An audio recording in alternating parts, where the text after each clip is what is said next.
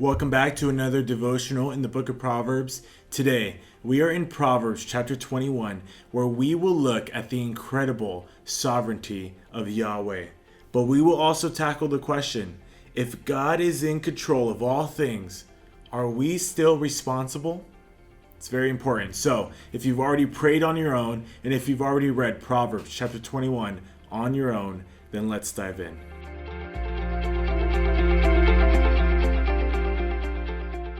What we see in today's passage is nothing new under the sun. It's nothing new from what we've been studying throughout the entire book of Proverbs. We will see again that Yahweh is in control of all things, over all things. But man is still responsible over the choices that we make, over the path that we choose, wisdom's way or foolish way. We are still required to choose the path of righteousness and of wisdom each day of our life. And if we don't, if we choose to live a life of foolishness, then Yahweh will judge accordingly. So let's read the first two verses of Proverbs 21, and then let's read the last two verses of Proverbs 21. Verse 1 says this, "The king's heart is like channels of water in the hand of Yahweh. He turns it wherever he pleases." Verse 2, "Every man's way is right in his own eyes, but Yahweh weighs the hearts." Verse 30, "There is no wisdom, there is no discernment, and there is no counsel against Yahweh. The horse is set for the day of battle, but salvation belongs to Yahweh." First, let's look at the sovereignty of Yahweh.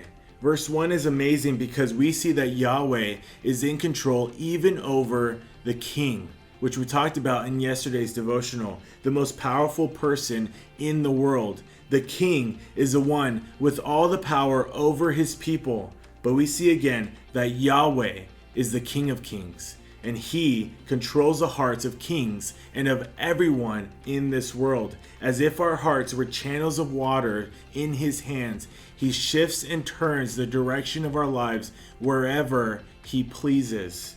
He is all powerful, and he is completely sovereign.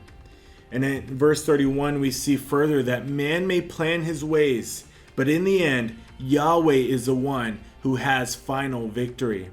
It is this idea of the king, the most powerful person in the world, and the horse, the most powerful weapon in battle. The king may prepare his horse for the day of battle and do all that he can to ensure victory, but nothing that he does is out of the hands of Yahweh. Victory in battle is decided by the one who created all things. I'm reminded of what we read earlier in Proverbs 16, verse 33. It says, "The lot is cast into the lap, but its every judgment is from Yahweh." I love this image. We see this image of casting lots in the book of Jonah also, where Jonah is on the run from God. He's running away from God. He's choosing to disobey him. And so he hops on a ship headed to Tarshish, the complete opposite direction from where God told him to go. And so he hops on the ship, and eventually a huge deathly storm comes upon them and is really about to kill them. And so the sailors are wondering, who is responsible for this storm? Who has sinned against God? Who has made God angry that God is now putting this storm upon us? And so they pull every person on that ship, line them up, and they cast lots to see who did it. Now, this idea of casting lots is very similar to rolling dice, right? But casting lots is where you have two sides. There is a white side of the dice, and there is a black side of the dice. If you cast the lots and two black sides are up, then that means no. If you cast the lots and two white sides are up, then that means yes. And so the sailors gather everybody around, and they go to each person on the ship, and they go, "Is this the man that caused the storm? Is this the man that rebelled?" And then two black sides show up, and that means no. "Is this the man?" "No." "Is this the man?" "No." "Is this the man?" "No."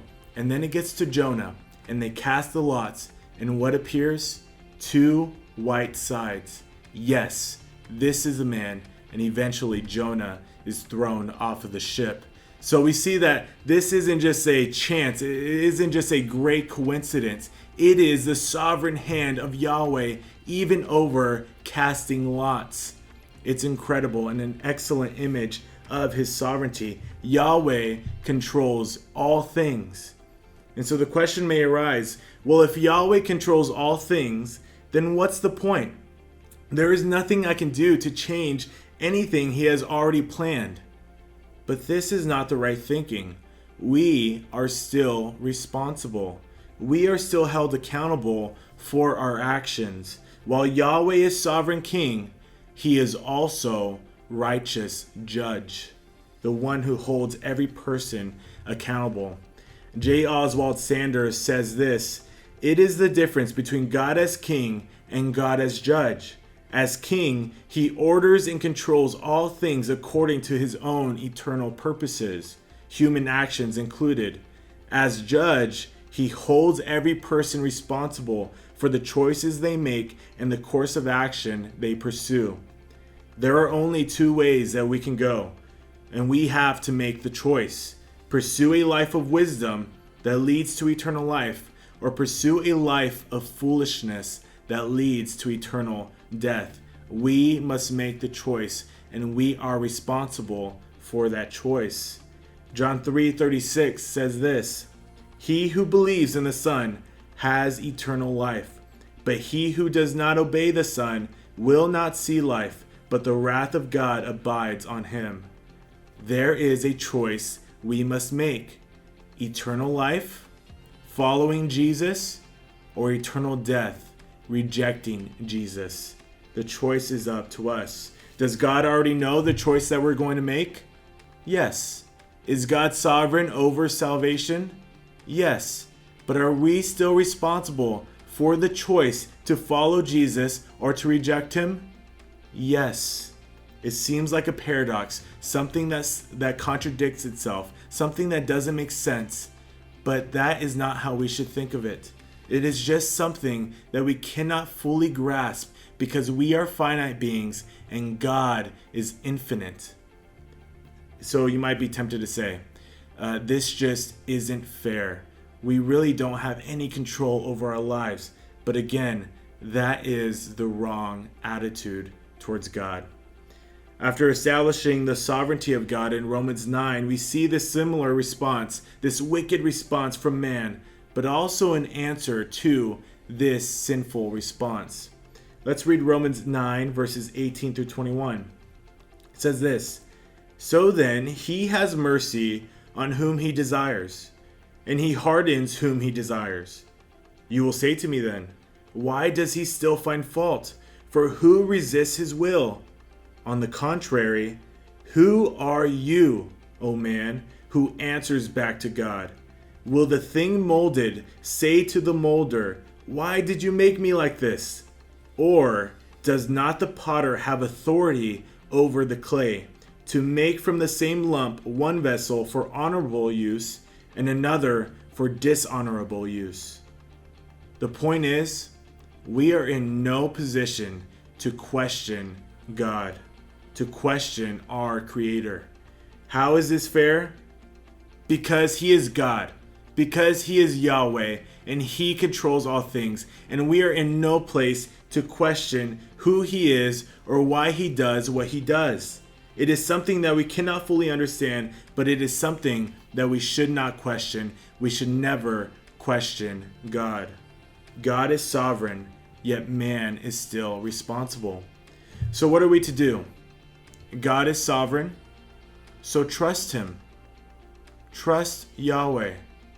Man is still responsible, so choose righteousness and wisdom today.